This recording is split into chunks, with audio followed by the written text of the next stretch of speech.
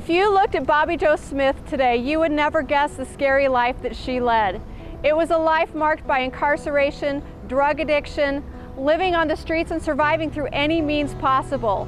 But then, Bobbi Jo found Goodwill Industries of the Inland Northwest. Today, Bobbi serves as the kitchen lead at the cafeteria in downtown Spokane.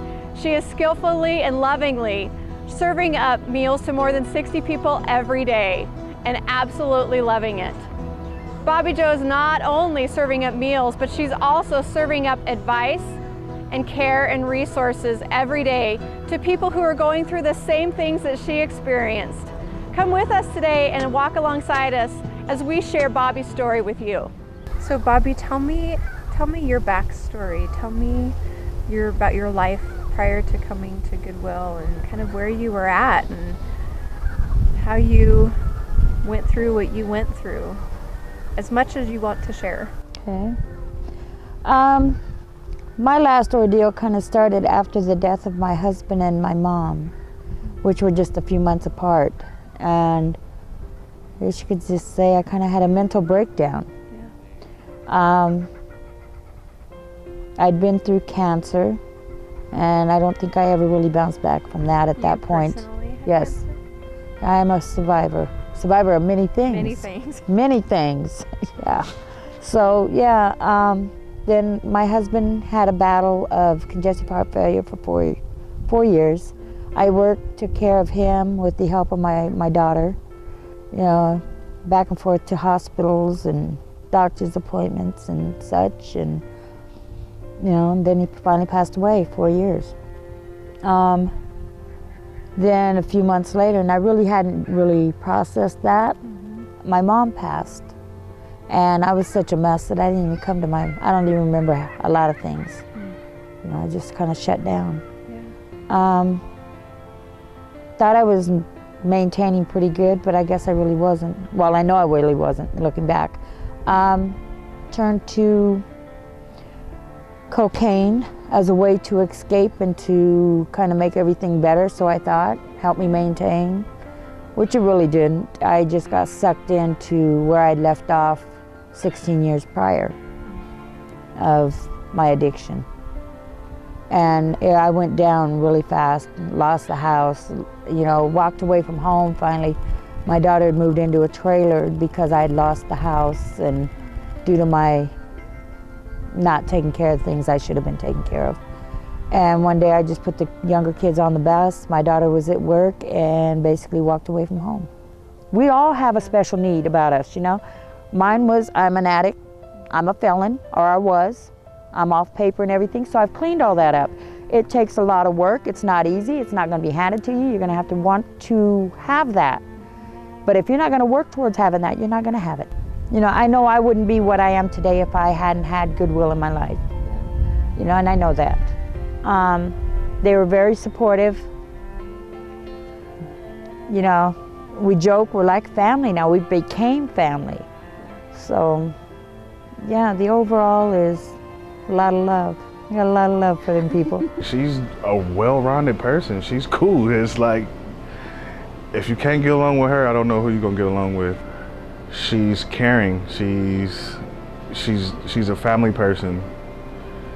She likes to help people. She don't like to see people down and out, and yeah, she likes to help people a lot for sure. Me being here, she does.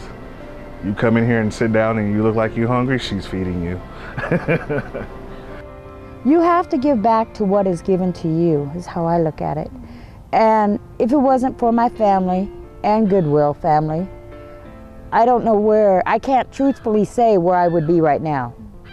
Because those are my two main support bases, right, you know, that have helped me all my way. You know, on them days I didn't feel so strong, and, you know, I've had encouragement to join new things. I've had encouragement, because sometimes it's like, well, maybe I can't do it. Right.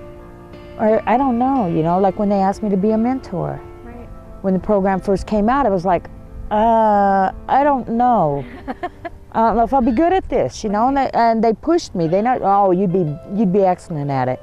Well, I'm not real sure about that, because my success rate with my mentees haven't been that great, but I'm not going to give up. Right. You know, because they didn't give up on me, so I can't give up on others. So when I was locked up, I didn't really have anybody to show me how to do anything or tell me anything of, you know, what to expect or maybe how to go about things that might make a difference. Right. You know, because they don't really prepare you for when they're going to kick you out the doors. Right. You're just there. Okay, now what? You know, That'd be scary. Little resources and not knowing what you're going to do with your life, and you're already scared because, okay, you're already a felon, so you know you got strikes. Right. You got marks against you already. So it's like, okay, well, some of these people know who I was back then. Mm-hmm. They know where I've came from. Okay. So they look at me now and it's like I'm a totally different person. Right. Well, if I can do it, why can't you? Right. You know, because I was worse off than some of these girls were. But, you know, I try to just give back. Well, knowing from where Bobbi has come to where she is now is an incredible story in itself. And the thing I think I most appreciate about Bobbi and her impact on our organization is that she's not only become a wonderful employee, she's become a mentor to our employees and our program participants that are transitioning through our programs. She, on her own time, outreaches to many people in need, many people. I got involved with Goodwill back in '08 after I came out of the prison system. I wanted everybody to know that I was doing what I could to make sure I didn't go back to doing what I was doing, especially my children, because those are the ones that were affected the most by my actions of the old. I also came back out, you know, with the attitude that I'm not that same person. That was something I had to learn, though, because, you know, this last time was not my first time being out there in the streets and being addicted to anything.